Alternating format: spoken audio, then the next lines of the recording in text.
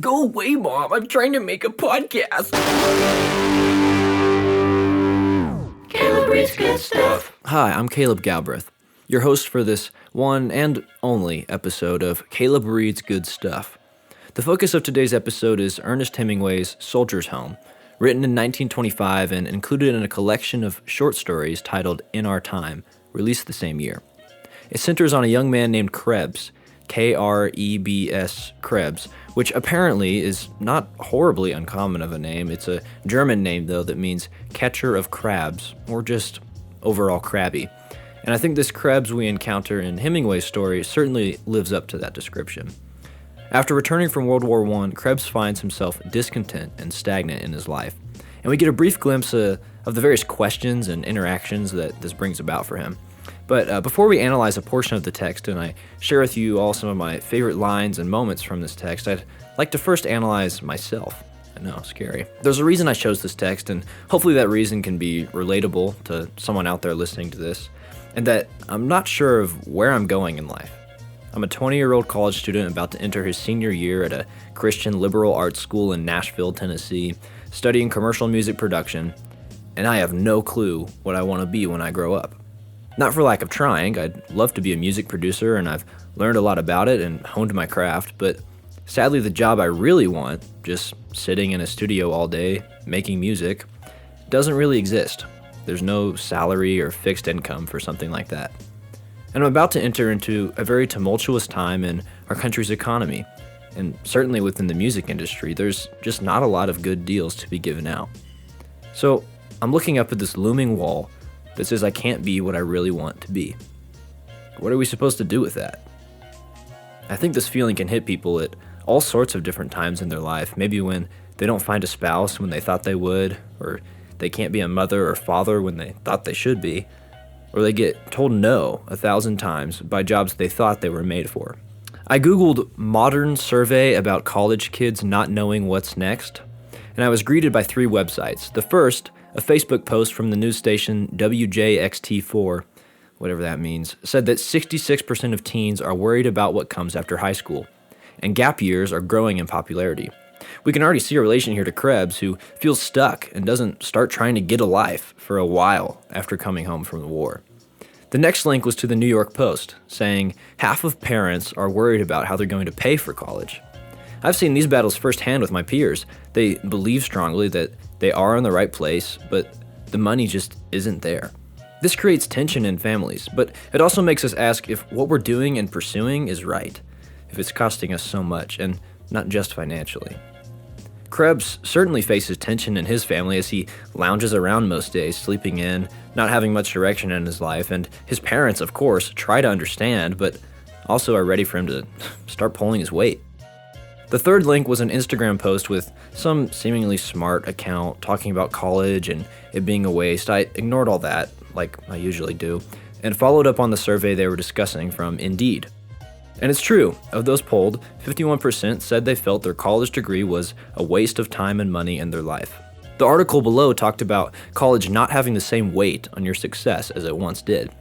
I think Krebs could relate here too. After coming home from war, he thought he would be a hero, that his life would be somehow luxurious or carefree. There are big words for this idea about military persons returning to a normal life after war, like reintegration distress and post-deployment alienation. I'd like to think Krebs was at a crossroads and just plain old lost, like how we can all get at times. This text for me was relatable. I saw myself in Krebs and his unknowing of and lethargy towards the future. So let's turn now and read some of it, darn it. Enough fooling around. Krebs' mother came into the dining room from the kitchen. She carried a plate with 2 fried eggs and some crisp bacon on it and a plate of buckwheat cakes. "You run along, Helen," she said. "I want to talk to Harold." She put the eggs and bacon down in front of him and brought in a jug of maple syrup for the buckwheat cakes. Then she sat down across the table from Krebs. "I wish you put down the paper a minute, Harold," she said. Krebs took down the paper and folded it.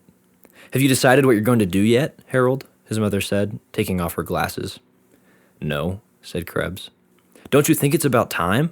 His mother did not say this in a mean way. She seemed worried. "I hadn't thought about it," Krebs said. "God has some work for everyone to do," his mother said. "There can be no idle hands in his kingdom." I'm not in his kingdom, Krebs said. We are all of us in his kingdom. Krebs felt embarrassed and resentful as always. Your father is worried too, his mother went on. He thinks you have lost your ambition, that you haven't got a definite aim in life. Charlie Simmons, who is just your age, has a good job and is going to be married. The boys are all settling down. They're all determined to get somewhere. You can see that boys like Charlie Simmons are on the way to being really a credit to the community. Krebs said nothing. Oh man, do you see this guilt tripping? The family tension? And haven't you heard that before? Like, hey kid, what are you doing with your life? And Krebs, just embarrassed and angry, no doubt, not being able to muster anything more than a basic avoidant response. This is towards the end of the story, and I'll sum up the rest of what happens after I read these last few lines. Is that all? Krebs said. Yes. Don't you love your mother, dear boy? No, Krebs said. His mother looked at him across the table. Her eyes were shiny. She started crying. I don't love anybody, Krebs said. My gosh, he's so emo. That's probably inappropriate to say about a Hemingway work, but it does remind me of this clip from the Lego Batman movie. There is no us. Batman and Joker are not a thing. I don't need you. I don't need anyone. You mean nothing to me. No one does.